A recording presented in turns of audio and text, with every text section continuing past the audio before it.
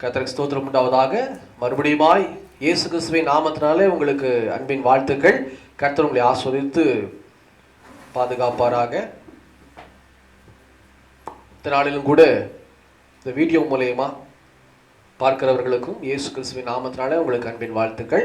கிருபையும் சமாதானம் என்றைக்கும் உங்களுடைய கூடாரத்தில் உங்களுடைய இடத்துல தங்கியிருப்பதாக. இந்த நாளிலும் கூட தேவன் நமக்கு கொடுத்திருக்கிற வார்த்தை மிக அதிகமாக இல்லை, சுருக்கமாய் நம்ம தியானித்து நாம் செபிக்க போகிறோம். சின்ன ஒரு வார்த்தை கர்த்தர் நமக்கு கொடுத்திருக்கிறார். எடுத்தவர்கள் வாசிக்கலாம். மத்தேயு 6ஆம் அதிகாரம் 8ஆம் வசனம். தேவன் நமக்கு இந்த மாதம் கொடுத்த வாக்குத்தத்த வசனத்தினுடைய தொடர்ச்சியை நாம் பார்க்க போகிறோம். மத்தேயு 6ஆவது அதிகாரம் 8ஆம் வசனம். மத்தேயு 6ஆம் அதிகாரம் 8வது வசனம். அவர்களைப் போல நீங்கள் செய்யாதிருங்கள். அவர்களைப் போல நீங்கள் செய்யாதிருங்கள். உங்கள் பிதாவை நோக்கி நீங்கள் வேண்டிக் கொள்கிறதற்கு முன்னமே உங்களுக்கு இன்னது தேவை என்று அவர் அறிந்திருக்கிறார். ஆமென். அவர்களைப் போல செய்யாதிருங்கள் அப்படின்னு சொல்லி ஆண்டவர் இந்த வார்த்தையை துவக்குகிறார். யாரை போல நாம் செய்யக்கூடாது. அதுக்கு முன்னாடி ஆண்டவர் சொல்லிட்டாரு, உங்கள் பிதா உங்களுக்கு இன்னது தேவை என்று அவர் அறிந்திருக்கிறார். எப்போ அப்படின்னா நீங்கள் வேண்டுதல் செய்வதற்கு முன்பாகவே. அல்லேலூயா. இங்க நல்லா தெளிவா அந்த வார்த்தை போட்டிருக்கு, நல்லா கவனிச்சு பார்க்கணும். உங்கள் பிதாவை நோக்கி நீங்கள் வேண்டிக் கொள்கிறதுக்கு முன்னமே அவர் அறிந்திருக்கிறார். அவர் அறிந்திருக்கிறாருங்கிறது வாக்கு தத்துவம். ஆனா யாருக்கு இந்த வாக்கு தத்துவம் பொருந்தும் சொல்லுங்க பாப்போம். நமக்கு பொருந்தும். நம்ம அப்படிங்கிறத விட இன்னும் கொஞ்சம் ஆழமா சொல்லலாம். இங்கேயே இருக்கு ஆன்சர். கிறிஸ்தவர்கள் இல்ல, இன்னும் கொஞ்சம் ஆழமா ஆன்சர் இங்க நம்ம படிச்ச வரியில இருக்குது.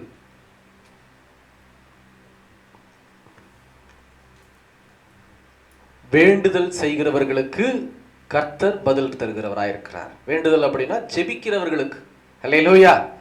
எல்லாருமே கிறிஸ்தவங்க தான் இல்லையா?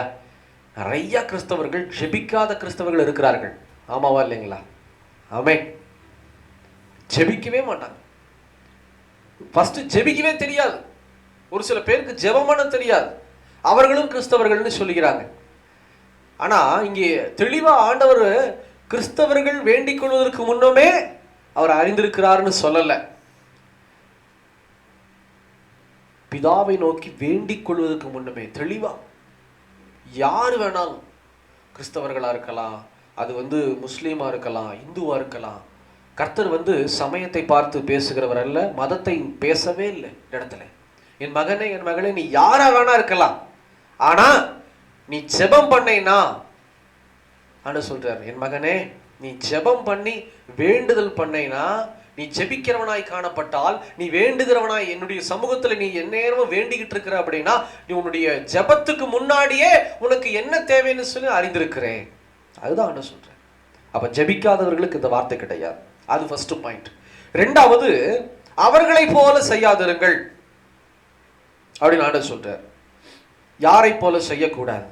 7வது வசனத்தை வாசி கேட்கலாம்.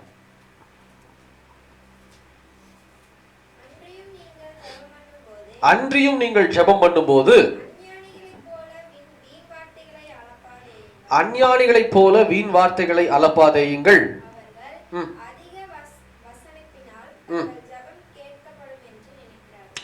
ஆமா, பாத்தீங்களா? ஒரு சில பேர் என்ன பண்றாங்க அப்படின்னா, அப்படியே ஜெபம் கேட்கப்படுன்ற ஒரு விதத்துல வசனத்தை கொண்டே பேசிட்டு இருப்பாங்க. பார்த்துருக்கிறீங்களா அந்த ஆட்களை? நல்லதுதான். அதாவது வசனத்தை வைத்து நாம் ஜெபிப்பது ரொம்ப ரொம்ப ரொம்ப பெரிய ஆசீர்வாதத்தை உண்டாக்கும். நான் இல்லைன்னு சொல்லவே இல்லை. ஆனா ஆண்டவர் என்ன சொல்றாரு, வசனத்தை வைத்தே தொடர்ச்சியா நீ பேசுவதை காட்டிலும் உனக்கு என்ன வேணுங்கிறத வசனத்தை சொல்லு. ஆனா உனக்கு என்ன வேணுங்கிறத சிம்பிளா என்கிட்ட என்ன செய், தெரியப்படுத்து. அங்க போய் உட்கார்ந்து நம்ம வளவள கொல கொல நாட்ட பேசிக்கிட்டே இருக்கக்கூடாது. ஆமென். அதுதான் ஆண்டவர் சொல்றார். அஞ்ஞானிகளைப் போல, தெரியாதவர்களைப் போல நீங்கள் செயல்படக்கூடாது. ஒரு பாஸ்டர்ஸ் கூட்டத்தில் நான் அடிக்கடி சொல்வது உண்டு. சேலத்தில் ஒரு போதகர்கள் ஐக்கிய சங்கம். அதில் நிறையா பேருக்கு சுகர் இருக்குது, பிபி இருக்குது. பாவம் எல்லா கூட்டத்தில் கலந்துக்கிட்டு மதிய நேரம் உணவு 1 மணி உணவு. ஆனால் கொஞ்சம் 1-1:30 ஆயிடுச்சு, தாண்டிடுச்சு டைம். கடைசியில் பந்தியில் உட்காரும் போது உணவுக்காக ஜெபியுங்கள்னு சொல்லிட்டு ஒரு போதகத்தை சொல்லியிருக்காங்க. நீங்க என்ன பண்ணுவீங்க உணவுக்கு ஜெபம் பண்ண சொன்னா? ஜெபிப்போம். எவ்வளவு நாள் ஜெபம் பண்ணுவீங்க? இந்த மாதிரி சிக்கலாயிடுச்சு. எல்லாரும் தெரியும் பார்த்தீங்க. அதாவது பந்தியில சாப்பாடை முன்னாடி போட்டுட்டு 1 மணி நேரம் ஜெபம் பண்ணா எப்படி இருக்கும்? நீங்க சொல்றீங்களே, ஐயோ இந்த லதா சிஸ்டர் எதையாவது கொண்டு அடிக்கணும், கிளைய புடுங்கடா, அந்த மாதிரி கதையாயிடுச்சுங்க. அந்த போதகர் ஸ்தோத்திரம் ஸ்தோத்திரம் ஸ்தோத்திரம்னு ஜெபம் பண்ணி கிட்டத்தட்ட 15-20 நிமிஷம் ஆக்கிட்டாராம். நீங்க 1 மணி நேரம் 20 நிமிஷத்துக்கே அங்க வெடிச்சிருச்சு. அங்க ஒரு மலையாள போதகர் எழும்பி, இது எந்த ஜபம், இது கள்ள ஜபம், இது அவர் சொல்லிட்டாரு ஓப்பனா, இது எந்த ஜபம், இது கள்ள ஜபம், இது ஜபமே அல்ல அப்படின்னு சொல்லி பெரிய ரகளையாயிடுச்சான். ரகளையாயி, ஏன் பாஸ்டர் உங்களை உணவுக்கு ஜெபம் பண்ண சொன்னா இந்த அப்பத்தையும் தண்ணீரையும் கொடுத்ததுக்காக ஸ்தோத்திரம்னு சொல்லிட்டு உட்கார வேண்டியதானே? 20 நிமிஷமா ஜெபம் பண்ணுவாங்க. உள்ளேயே ஜெபம் பண்ணிட்டோம் இல்ல, அவன் சுகர் பேஷண்ட் பிபி பேஷண்டா உட்காந்துக்கிறான், நேரத்துக்கு சாப்பிடணும் இல்ல அப்படின்னு சொல்லி பெரிய ரகளையாகி போச்சு பாஸ்டர்ஸ் மத்தியில். இது உண்மையா நடந்த ஒரு சம்பவம் சேலம் மாவட்டத்தில். நான் சொல்லுது இது ஒரு 10 வருஷத்துக்கு முன்னாடி நடந்த சம்பவம். ஆமென். அப்படி இருக்கும்போது இப்படி எல்லாம் தான் நாம் என்ன செய்யக்கூடாது, ஜெபிக்க கூடாது. எதற்காக ஜெபிக்க வேண்டுமோ அந்த ஜெபத்தை கண்ணும் கருத்துமாக செயல்பட்டு அந்த மாதிரி ஜெபிச்சோம் அப்படின்னா கர்த்தர் நம்மை ஆசீர்வதிப்பார். மேல உட்காருங்க சிஸ்டர். அப்படிதான் நம்மை ஆசீர்வதிப்பார். அல்லேலூயா. தேவன் நம்மிடத்துல ஆசீர்வதிக்க தான் வந்திருக்கிறார். நமக்கு என்ன வேணும்னு அவருக்கு தெரியும். ஆனாலும் அவர் என்ன சொல்றாரு, கேளு. ஆனா எப்படி கேட்கணும்? அஞ்ஞானிகளை போல வீணா வசனத்தை சொல்லி அலப்பிக்கிட்டு இருக்காத. சிம்பிளா, ஆண்டவரே இந்த அப்பத்தையும் தண்ணீரையும் கொடுத்ததுக்காக உமக்கு ஸ்தோத்திரம், கர்த்தர் என்னை தொடர்ந்து ஆசீர்வதியும், செய்த கைகள் ஆசீர்வதியும், கொடுத்த கைகள் ஆசீர்வதியும், இயேசுவின் நாமத்தில் பிதாவே ஆமென். முடிஞ்சு போச்சு. எப்படி 1 மணி நேரம் பண்ண என்ன ஆகும்? நிறுத்திடுவோமா? 1 மணி நேரம் அவ்வளவுதான். இந்த மாதிரி தான் ஜெபிக்கணும். அஞ்ஞானிகளை போல நீங்களும் நானும் ஜெபிக்க கூடாதுங்கிறத கர்த்தரிடத்துல விளம்புகிறவராய் காணப்படுகிறார். அப்போ நம்ம வேண்டிக்குழுக்கு உண்மையே அவர் அறிந்திருக்கிறார். அறிந்தவர் நமக்கு கொடுத்து ஆசீர்வதிப்பார். அதுதான் நம்ம செய்யணும். ஃபர்ஸ்ட் பாயிண்ட் நம்ம பார்த்தோம், ஜெபிக்கணும். 2வது பாயிண்ட் நம்ம முதல் வாரத்திலே பார்த்தோம், முயற்சி எடுக்க வேண்டும். 3வது இன்னைக்கு பார்க்க போறோம், விசுவாசிக்க வேண்டும். ஜெபிப்பது மாத்திரமல்ல, முயற்சி எடுக்கணும். இப்போ ஒரு ஊருக்கு போறீங்க, பிக்னிக் போறீங்க, எல்லாம் கிளம்பி வேன் பிடிச்சு ஊட்டி போறீங்க. இந்த செஞ்சேரியில எல்லா குடும்பமும் இணைந்து என்ன பண்ணுவீங்க? எந்தெந்த இடத்துக்கெல்லாம் போகணும் அப்படின்றத பார்ப்பீங்களா? கைடு இப்போலாம் இன்னும் சோம்பேறித்தனமாகி போச்சு. அங்கே போய் யாராவது ஒருத்தர் தெரிஞ்சவங்க இருப்பாங்க, யாராவது தெரிஞ்சவங்களை கூப்பிட்டுக்கப்பா, அங்கே தெரியாது அப்படின்னு விட்டுருவோம். ஆனால் ஒரு சில பேர் பார்த்தீங்கன்னா முயற்சி எடுப்பாங்க. என்ன முயற்சி தெரியுங்களா? அங்கே போய் தங்கிறதுக்கு ஹோட்டல், எந்த ஹோட்டல் நல்லதுன்னு பார்ப்பாங்க. ஆனால் நம்ம ஒரு சில பேர் எல்லாம் ஆர்டர் பார்த்துக்குவாரு. ஸ்தோத்திரம். அதாவது என்ன நினைக்கிறோம் அப்படின்னா, அந்த வேனை விட்டு கீழே இறங்கி காலை நம்முடைய கால் கீழே தரையை மிதிச்சோடனே கர்த்தர் அப்படியே காமிப்பார், இந்த ஹோட்டல்ல நீ தங்கணும். அப்படியா? கர்த்தர் காண்பிக்கவர் தான், இல்லைன்னு சொல்லல. அவர் மகா பெரிய சர்வ வல்லமையுள்ள தேவனாகிய கர்த்தர். ஆனா இந்த மாதிரி நாம் இருக்கக்கூடாது. அவர் ஒரு சில இடங்களை ஒரு சில காரியங்களை குறித்து காண்பிப்பார். அனுபவித்திருக்கிறேன், தேவன் காண்பித்தது நான் அனுபவித்திருக்கிறேன், பெற்றிருக்கிற ஆசீர்வாதத்தை. ஆனா கர்த்தர் என்ன கேட்கிறார், நீ மகனை ஜெபிப்பது மாத்திரமல்ல, உன்னுடைய காரியம் அல்ல. ஒரு வேலைக்காக, ஆண்டவரே எனக்கு ஒரு வேலை கொடுங்க, எனக்கு ஒரு பிசினஸ் கொடுங்க, ஆண்டவரே நான் பிக்னிக் போறேன், எந்த ஹோட்டல்ல தங்கணும், என் கூட பேசுங்க ஆண்டவரே, எல்லாம் ஜெபிக்கிறது ஓகே. ஆனா ஜெபம் மட்டும் இல்ல, முயற்சியும் தேவை. எந்த வேலை அப்படின்னா அந்த வேலைக்கு உண்டான ஆபீஸ் நம்ம தேடணும். தேடி ஒரு 5-6 ஆபீஸை எடுத்து வச்சு, ஆண்டவரே இந்த 4 ஆபீஸ் என் கையில இருக்குது, 4 லொகேஷன் என் கையில இருக்குது, அப்போ நீங்க என்ன ஆசீர்வதிங்க ஆண்டவரே. இதுதான் முயற்சி. ஒரு ஹோட்டல், 2-3 ஹோட்டல் தேர்வு செஞ்சு, ஆண்டவரே எந்த ஹோட்டல் நாங்க போகணும், எந்த இடத்துல நாங்க உணவு சாப்பிடணும், ஆண்டவரே இங்க எல்லாம் நான் பிக்னிக் போகலான் இருக்கேன், இந்த இடத்துக்குலாம் நாங்க போகலான் இருக்கோம், கர்த்தர் என்னை பாதுகாத்துக் கொள்ளுங்க. இதுதான் ஜெபமும் முயற்சியும். அப்ப கர்த்தர் இதை தான் ஆசீர்வதிப்பார். சிம்பிளா ஜெபிச்சுட்டு மட்டும் உட்கார்ந்து இருக்க கூடாது. அல்லேலூயா. ஜெபம் தேவை, 2வது முயற்சி தேவை, 3வது நம்பணும். ஜெபத்தையும் முயற்சியவும் நீங்க நம்பணும். ஏனோ தானோ இருக்கக்கூடாது. எடுத்தவர்கள் வாசிக்கலாம். எபிரேயர்கள் நிருபம் 11ஆம் அதிகாரம் 6வது வசனம். எபிரேயர் 11:6. எபிரேயர் 11ஆம் அதிகாரம் 6வது வசனம். விசுவாசம் இல்லாமல் தேவனுக்கு பிரியமா இருப்பது கூடாத காரியம். ஏனென்றால் தேவனிடத்தில் சேருகிறவன் அவர் ஒன்றென்றும் அவர் தம்மை தேடுகிறவர்களுக்கு பலன் அளிக்கிறவர் என்றும் விசுவாசிக்க வேண்டும். ஆமென். இன்னைக்கு நம்ம சிம்பிளா சின்ன காரியத்தை பார்த்து நம்ம ஜெபிக்க போகிறோம். அதுதான் விசுவாசம்.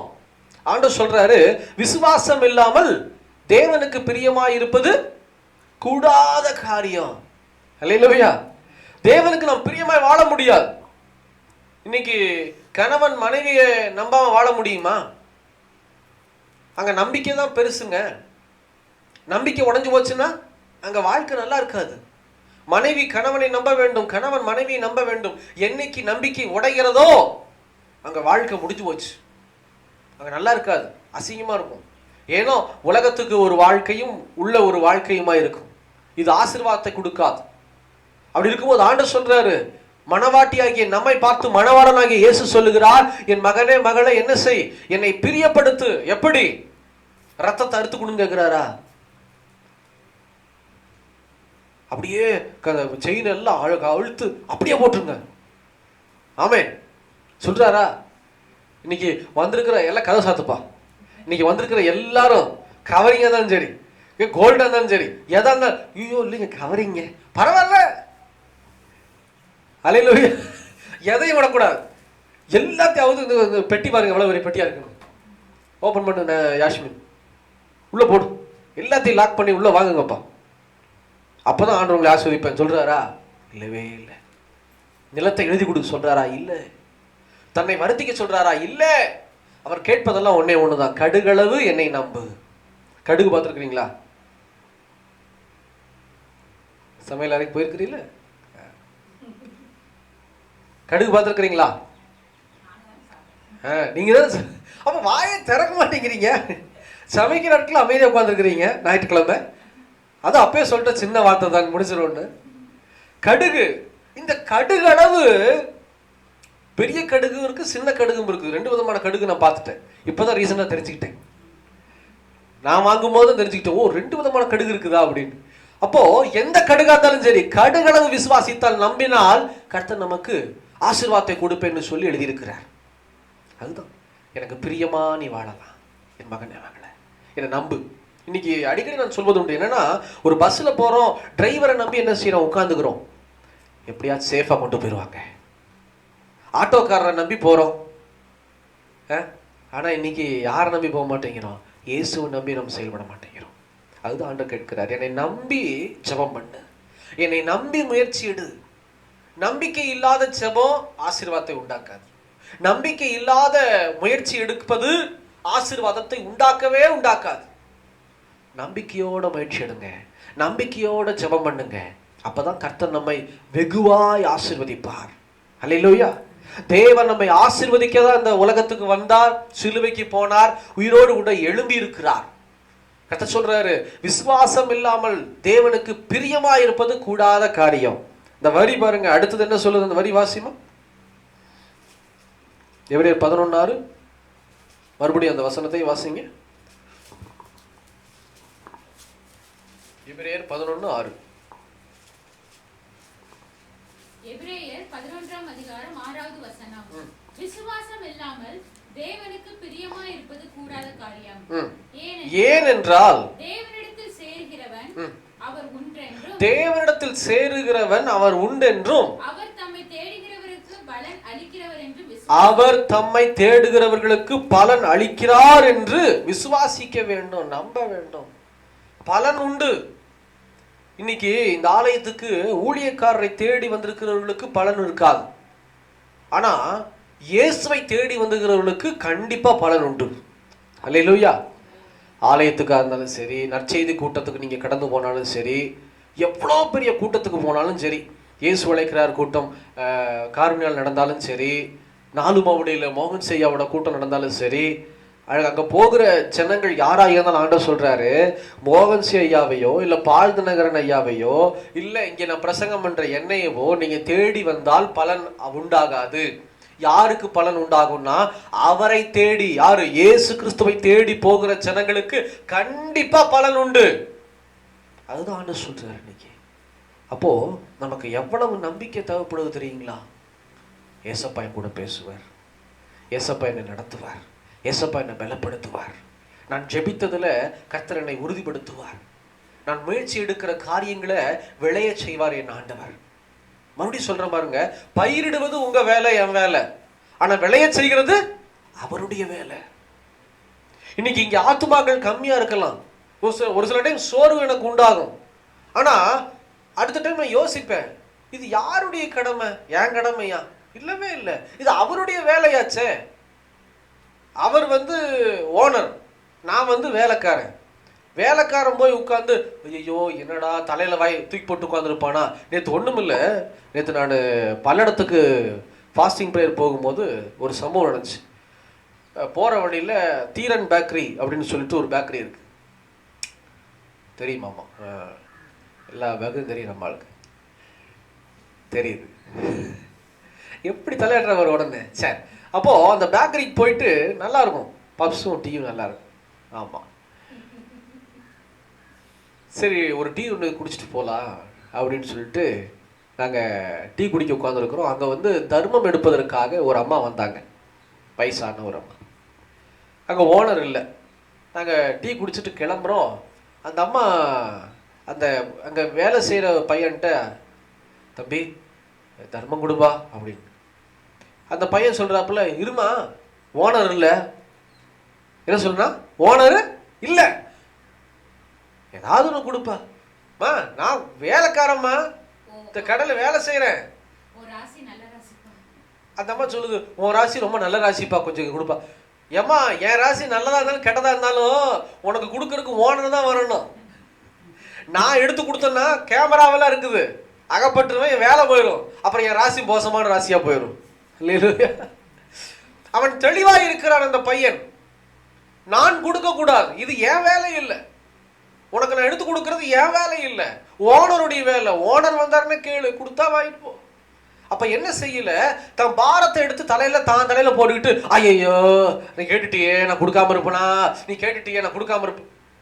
இது வேலைக்காரனுடைய வேலை இல்லை, முதலாளியுடைய வேலை. கொடுக்கிறதா வேண்டாமான்னு தலையில பாரத்தை வச்சுக்கிட்டு அலையிற வேலை.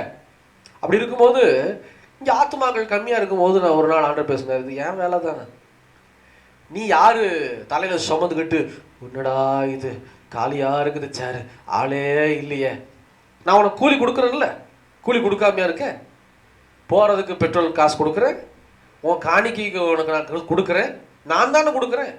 அப்படி என்ன செய்யணும்? வந்தாலும் வராட்டி உன் வேலை என்ன? பயிரிடுற வேலை, வேலை செய்யறதா உன் வேலை. அல்லேலூயா. கொண்டு வர்றது கொண்டு வராதது நான் பார்த்துக்குவேன், எப்போ என்ன செய்யணும் எனக்கு தெரியும். நீ என்ன செய், தொடர்ந்து வேலையை மட்டும் நீ செய், ஒழுங்கா செய். இதை தான் ஆண்டவர் இடத்துல பேசினார். இதை நான் உங்களுக்கு சொல்றேன். உங்க குடும்பத்துல நீங்க ஓயாம பயிரிட வேண்டும். என்ன பயிரிடலாம்? ஜெபிக்கணும், முயற்சி எடுத்து ஜெபிச்சுட்டே இருக்கணும். விளைய செய்யறது ஆண்டவர், அதற்கு ஒரு நேரத்தை வைத்திருக்கிறார். ரட்சிப்புக்காக ஜெபம் பண்றீங்களா? விளைய செய்கிற ஆண்டவர் ரட்சிப்பை ஊற்றுவார். அல்லேலூயா. கொடுப்பார். எனக்கு ரொம்ப சோர்வா இருக்கும், ஞாயிற்றுக்கிழமை ஆச்சுன்னா இடையில எவ்வளோ சபைகள் இருக்குது, எத்தனை கூட்டங்கள் இருக்குது. இன்னைக்கு ஏன் இந்த சின்ன கூட்டத்துல விட்டுருக்கிறார் ஆண்டவர்? இதோ அங்கிருந்து நான் வரேனே. ஆனா கர்த்தர் விரும்புகிறார். அங்க நடத்துறதுக்கு ஆள் இருக்குடா, இங்க நடத்துறதுக்கு ஆள் இல்லை. வார்த்தைகளை உபதேசிக்க ஆள் இல்லை, சத்தியத்தை சத்தியமாய் சொல்வதற்கு ஆள் இல்லை, பூசி முழுகாம பேசுறதுக்கு ஆள் இல்லை, இதுதான் ரைட்டு இது ரைட் இல்லைன்னு சொல்றதுக்கு ஆள் இல்லை. என்ன செய், நீ போ, உனக்கு என்ன தேவை நான் கொடுக்குறேன், நீ அந்த சேரெல்லாம் பார்த்துக்கிட்டு இருக்காத. அல்லேலூயா. உன் வேலை என்ன? முழு இருதயத்தோடு ஆராதிக்கணும், முழு இருதயத்தோட பிரசங்கம் பண்ணணும். நான் உன்னை ஆசீர்வதிப்பேன். அதுக்கு ஒரு நேரம் காலம் வைத்திருக்கிறார். நல்ல நேரம் கெட்ட நேரம் இல்லை, அது தேவ சமூகத்தினுடைய நேரமாக இருக்கிறது. அப்போ நமக்கு இடம் பத்தாமல் போகும். அல்லேலூயா. மறுபடியும் சொல்லுகிறேன், இடம் பத்தாமல் வழியும். இந்த சேரெல்லாம் வைக்க முடியாது அவ்வளவா. அல்லேலூயா. கர்த்தர் இப்படிதான் ஆசீர்வதிப்பார்.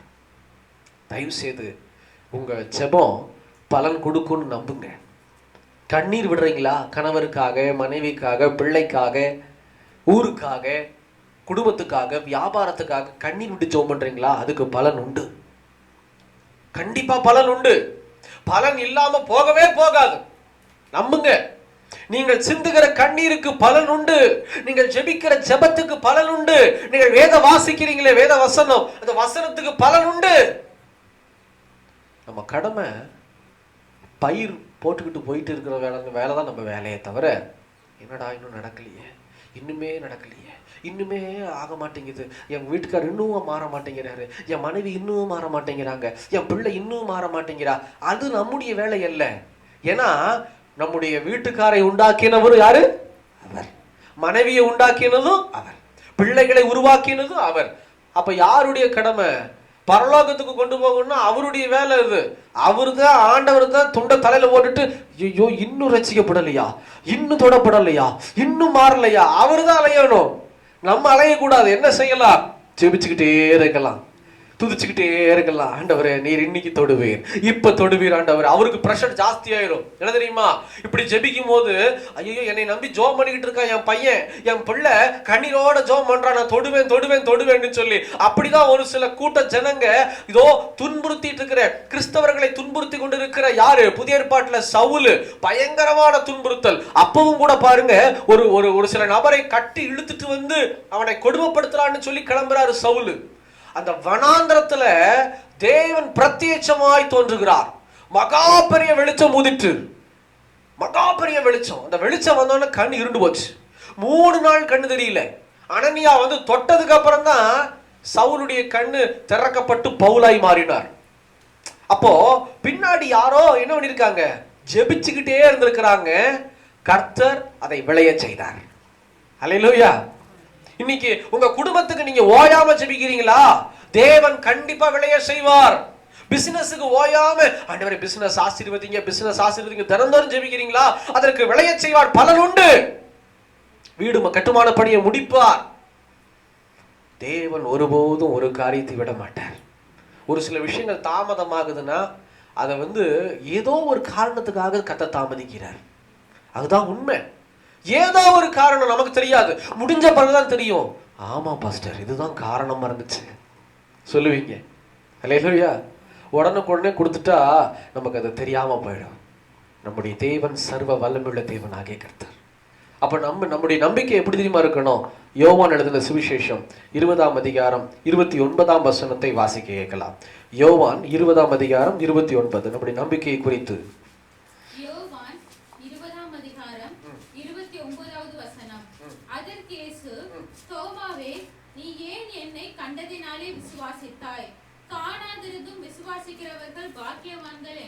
தோமாவே நீ என்னை கண்டதினாலே விசுவாசித்தாய், காணாதிருந்தும் விசுவாசிக்கிறவர்கள் பாக்கியவான்கள். தோமாவை பார்த்து இயேசு சொல்றார்.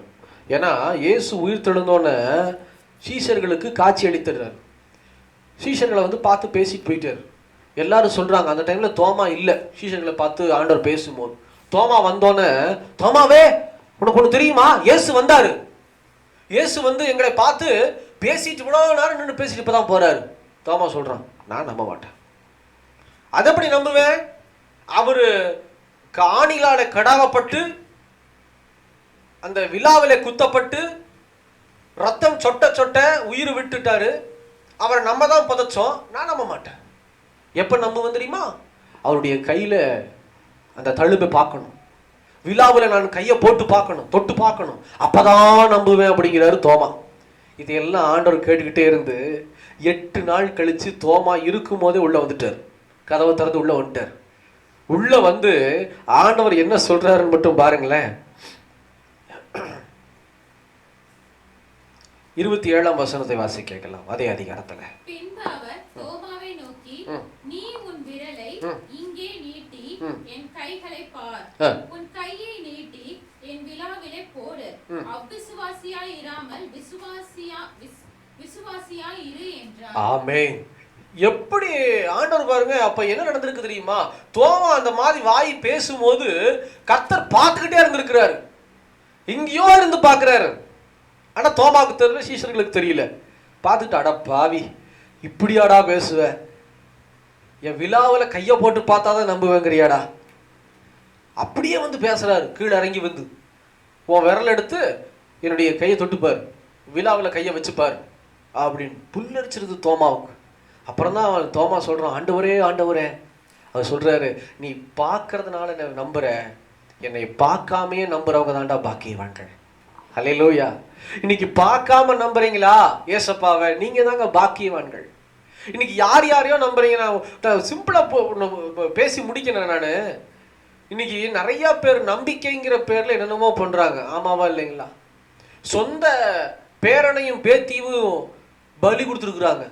ப்ரொஃபஸர் 2 பேருமே வந்து பயங்கரமா படிச்ச மேதாவிகள், ப்ரொஃபசர்ஸ், தகப்பனும் தாயும். ஆனா சொந்த குழந்தையை பலியிட்டு இருக்கிற காட்சியை நாம் ஒரு சில மாதங்களுக்கு முன்னாடி நாம் கேட்டிருக்கிறோம் செய்தித்தாளில். படிச்சவங்க, நம்ம படிக்காதவங்க வந்து இந்த மாதிரி கொடுத்தா கூட ஓகேன்னு சொல்லலாம், எங்க படிப்பே இல்லாதவங்க. ஆனா அவ்வளோ டிகிரி முடிச்சு 2 பேரும் ஹை ப்ரொஃபஷனல்ல இருக்காங்க, படிச்சவங்களே. நம்பிக்கை என்ன தெரியுமா? பயங்கரமா நாங்க சாவாமையா இருப்போம். எதுலெல்லாம் நம்பிக்கை இருக்கு பார்த்தீங்களா? அவங்க நம்பிக்கையினால பிள்ளையை கொலை செய்கிறார்கள். ஆனா அடுத்த சமயம் இன்னொரு நம்பிக்கையில நிறைய பேர் நிறைய காரியம் பண்றாங்க. நான் வெளியில சொல்ல விரும்பல, அது எல்லாத்துக்குமே தெரிஞ்ச விஷயம் தான். ஆமாவா இல்லைங்களா? நம்பிக்கை என்கிற பேர்ல நிறைய காரியங்கள் கண்ணு முன்னாடி நடக்குது. ஆமாவா இல்லையா? ஆனா இதே நம்பிக்கையை தான் நம்ம ஆண்டவர் நம்ம கிட்ட கேட்கிறாரு. ஆனா எப்படி திரும்ப கேட்கிறாரு? மற்றவர்களை போல அவர் கேட்கல, பலியிட சொல்லல, ரத்தத்தை சிந்த சொல்லல, பணத்தை கேட்கல, உங்களுடைய நிலத்தையும் வீட்டையும் கேட்கல. அவர் கேட்பதெல்லாம் ஒரே ஒரு காரியம், என்னை நம்பி ஜெபம் பண்ணு, என்னை நம்பி முயற்சி எடு, என்னை நம்பி காத்துரு. இந்த 3 தான் ஆண்டவர் நம்ம கிட்ட கேட்கிறாரு. ஆனா இதை தான் நம்மளால செய்ய முடியாம இருந்துட்டு இருக்கிறோம். பெருசு பெருசா ஆண்டவர் கேட்கல, சின்ன காரியம் தான். ஒரு நிமிஷம் அந்த காரியத்தை யோசனை பண்ணி பாருங்க. சின்ன காரியம், இதை கொடுத்தோமானால் கர்த்தர் நம்மை ஆசீர்வதிப்பார். தோமா அடையாளத்தை கேட்டது போல நம்ம அடையாளத்தை கேட்க கூடாது. தெரிந்து கொள்ளுங்க, இது வந்து கர்த்தரை துக்கப்படுத்தும். அன்னைக்கு வந்து தோமாவுக்கு அடையாளத்தை காமிச்சிட்டாரு. கிதியோனு இதே மாதிரி தான் அடையாளம் கேட்டார் பழைய ஏற்பாட்டில். ஆண்டவர் வந்து அடையாளத்தை காமித்தார். ஆனா இந்த அடையாளத்தை நாம் கேட்டு கர்த்தரை துக்கப்படுத்தக்கூடாது. ஏன் அப்படின்னா மத்தேயு 4ஆம் அதிகாரத்துல ஒரு 3 விதமான சோதனைகள் இருக்கும். உங்களுக்கு தெரியுமா? இயேசு கிறிஸ்து வனாந்திரத்துக்கு கொண்டு போகப்படுவார். அந்த இடத்துல பிசாசு 3 விதமான சோதனைகளை வைப்பான். அந்த 3 சோதனையிலுமே ஒரே கேள்வி வரும், நீர் தேவனுடைய குமாரனை ஆனால். முதல் சோதனை, இந்த கல்லுகளை அப்பமாக கட்டளையிடும். இயேசு என்ன சொல்லுவாரு அதுக்கு பிரத்யட்சமா? இந்த காரியத்துக்கு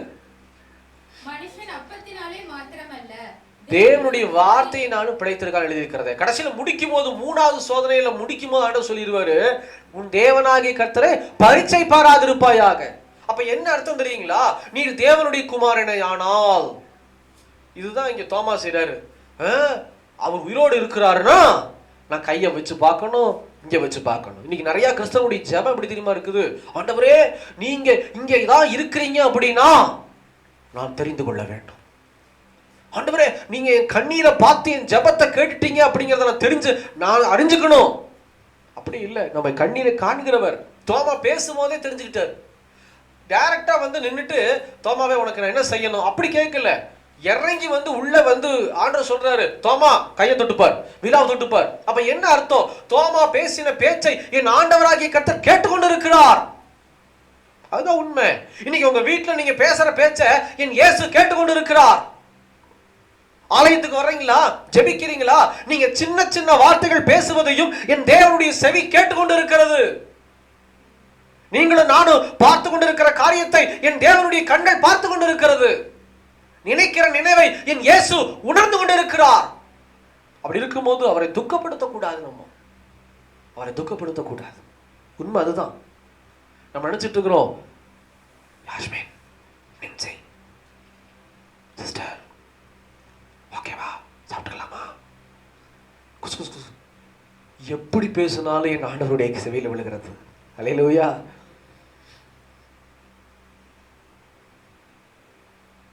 நானும் நான்சியும் குசு குசுன்னு பேசுவோம். எங்கள் மாமியார் வீட்டுக்கு போயிட்டு பயங்கரமான காது. எங்கள் மாமியாருடைய வயது 67 இருக்குன்னு நினைக்கிறேன். வயசு வேற சொல்லிட்டேன்.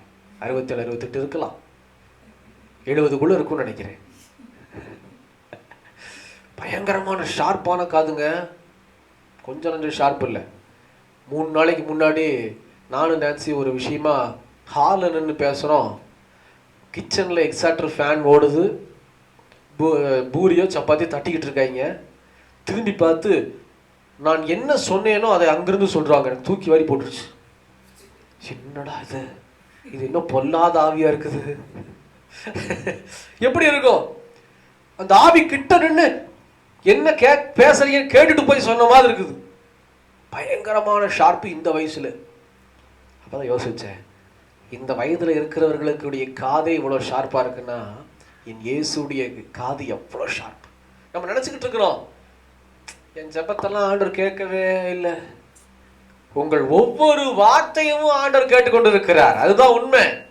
தோமா இங்க ஜெபிக்கல. தோமா சந்தேக வார்த்தையை சொல்லுகிறார், நான் நம்ப மாட்டேன். இங்க ஜெபம் பண்ணவே இல்லை. தோமா சந்தேகப்படுகிற வார்த்தையை கூட என் ஆண்டவர் செவி கொடுக்கிறார். அப்படி இருக்கும்போது நீங்க கண்ணீரோட உட்கார்ந்து இருந்தீங்கன்னா செவி கொடுக்காம இருப்பாரா? உங்க கணவர் திட்டின பிறகு, உங்க கணவர் ஏதாவது உங்களுக்கு பிடிக்காத செய்த பிறகு ஏசப்பான்னு சொல்றீங்களே, உங்களை பார்க்காமையும் உங்க குரலையும் கேட்காம இருப்பாரா? சொல்லுங்க பாப்போம். கேரண்டியா நான் கொடுக்கிறேன், உங்களுடைய ஜெபம் கேட்கப்பட்டிருக்கு. பலன் உண்டு, கண்டிப்பா பலன் உண்டு. நீங்க என்னென்ன காரியத்துக்கு அழுதுருக்கிறீங்களோ, ஏங்கி இருக்கிறீங்களோ, ஜெபிச்சிருக்கிறீங்களோ, அதற்கு கண்டிப்பா நான் சொல்றேன், என் இயேசு உங்களுக்கு பலன் கொடுக்கிறவர். அவர் உயிரோடு கூட இருக்கிறார். அவர் சர்வ வல்லமையுள்ள தேவனாகிய கர்த்தர். நம்புங்க. இந்த நம்பிக்கையை தான் தோமாட்ட ஆண்டவர் கேட்கிறார். நீ காண்கிறபடினால் என்னை நம்புகிற, காணாதிருந்து நம்புகிறவர்கள் சொல்லுங்களேன், யார் பாக்கியவான்கள்? காணாதிருந்தும் நம்புறவங்க பாக்கியவான்கள். ஆமாவா இல்லையா? ஆமாவா இல்லைங்களா? அப்ப யார்? நம்ம தான் பாக்கியவான்களா இருக்கணும். காணாதிருந்தும் நான் நம்ப வேண்டும். ஆனா ஒரு நாள் பார்ப்பீர்கள். தகப்பன் முகத்தை பார்க்காத பிள்ளை இருக்கவே முடியாது. கர்த்தர் தம்மை வெளிப்படுத்துவார். உங்க அன்பு நிறையும் போது, உங்க அபிஷேகம் நிறையும் போது அவர் தம்மை வெளிப்படுத்துவார். வார்த்தையினாலும் பிரத்யட்ச வெளிப்பாடுகள் மூலமாலும் கர்த்தர் உங்களுக்கு வெளிப்படுத்துவார். ஏன் தெரியுமா? எந்த சூழ்நிலையிலையும் உங்களை அவர் கைவிடவே மாட்டார். ஹல்லேலூயா. எந்த சூழ்நிலையிலையும் அவருடைய அன்பில் இருந்து உங்களை என்ன செய்ய மாட்டாரு? விலக விட மாட்டாரு.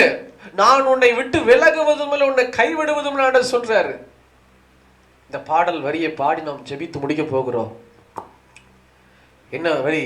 எந்த சூழ்நிலையும் அவர் அன்பினின்று என்னை பிரிக்காது காத்து கொள்ளுவார். கைகளை தட்டி, கீபோர்டு வேண்டாம், கைகளை தட்டி உற்சாகமா இந்த 4 வரியை மாத்திரம் பாடி ஜெபம் பண்ணி முடிக்கலாமா? அர்ப்பணித்து முடிக்கலாமா? எந்த சூழ்நிலையும் அவர் அன்பினின்று என்னை பிரிக்காது காத்து கொள்வார். எந்த சூழ்நிலையும் அவர் அன்பினின்று என்னை பிரிக்காது காத்து கொள்வார். என்னை நம்பியவர் தந்த பொறுப்பதனை அவர் வரும் வரை காத்து கொள்வேன். சொல்லலாமா?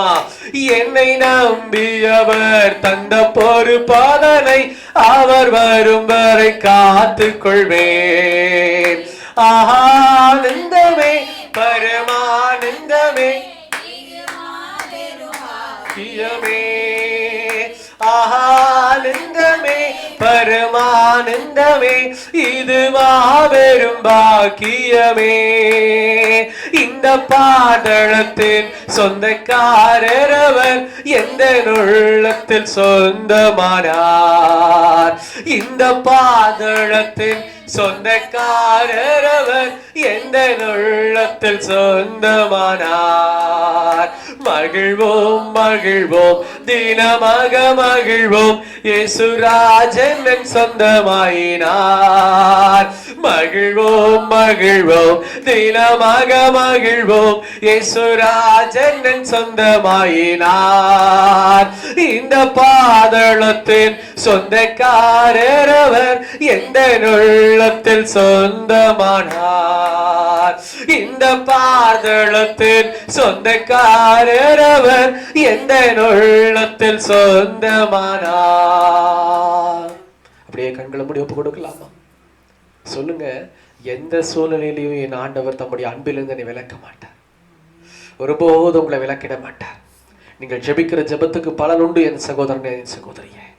நீங்கள் கண்ணீர் விட்டு ஜெபம் பண்றீங்களா? பலன் உண்டு. என் தேவன் பலனை அளிக்கிறவர். அவர் சர்வ வல்லமையுள்ள தேவனாகிய கர்த்தர். அவர் ஒருபோதும் உங்களுக்கு பலன் கொடுக்காதவர் அல்ல. கல்லோ மண்ணோ அல்ல, உயிருள்ள தேவன். ஒரு நிமிடம் மாத்திரம் ஒப்பு கொடுப்போமா? ஆண்டவரே, இதோ நாங்கள் ஜெபித்து கொண்டே இருக்கிறோம். குடும்ப ரட்சிப்புக்காக ஜெபிக்கிறோம், ஆசீர்வாதத்துக்காக ஜெபிக்கிறோம், ஆவிக்குரிய ஆசீர்வாதத்துக்காக ஜெபிக்கிறோம், எங்க திருச்சபையினுடைய ஆசீர்வாதத்துக்காக ஜெபிக்கிறோம், எங்க ஊரினுடைய ஆசீர்வாதத்துக்காக ஜெபிக்கிறோம், எங்க தேசத்தின் ஆசீர்வாதத்துக்காக ஜெபிக்கிறோம். உம்மை நம்பி ஜெபித்து ஆண்டவரே முயற்சியும் எடுத்துக்கிட்டு இருக்கிறோம். அப்படி இருக்கிறபடினால் என் தேவன் விளைய செய்வீர், எங்களுக்கு பலன் தருவீர், எங்களுக்கு பலன் தருவீரப்பா. இங்க ஜெபித்து கொண்டு இருக்கிற உங்க பிள்ளைகளை கண்ணோக்கி பாருங்க சுவாமி, கண்ணோக்கி பாருங்க ஆண்டவரே. வீடு கட்டுமான பணிக்காக ஜெபித்து கொண்டு இருக்கிற உங்க பிள்ளைகளை கண்ணோக்கி பாரும்.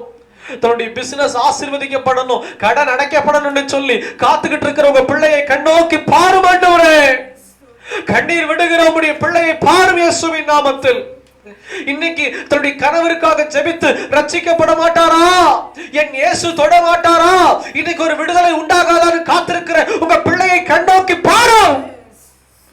ஹல்லேலூயா, பாரும் சுவாமி, இன்றைக்கு பாரும் இயேசுவின் நாமத்தில்.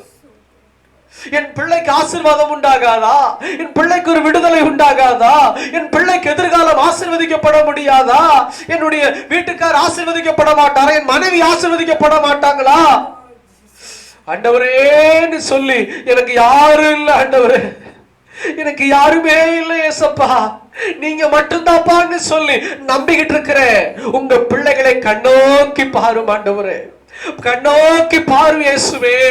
இயேசுவே, எங்களுடைய குரலை கேட்டுக்கொண்டு இருக்கிறீர், எங்கள் கண்ணீரை பார்த்து கொண்டு இருக்கிறீர், எங்கள் ஜெபங்களை கவனித்துக் கொண்டு இருக்கிறீர் அப்பா. அப்படி இருக்கும்போது எங்களுக்கு நீங்க ஆசீர்வாதத்தை கொடுப்பீங்க. உம்மால் ஆகும் ஆண்டவரே, உம்மால் ஆகும். கண்டிப்பா பலன் உண்டு. எங்க சகோதரிகளுக்கு கண்டிப்பா பலன் உண்டு. எங்க சபையில இருக்கிற பிள்ளைகளுக்கு பலன் உண்டு.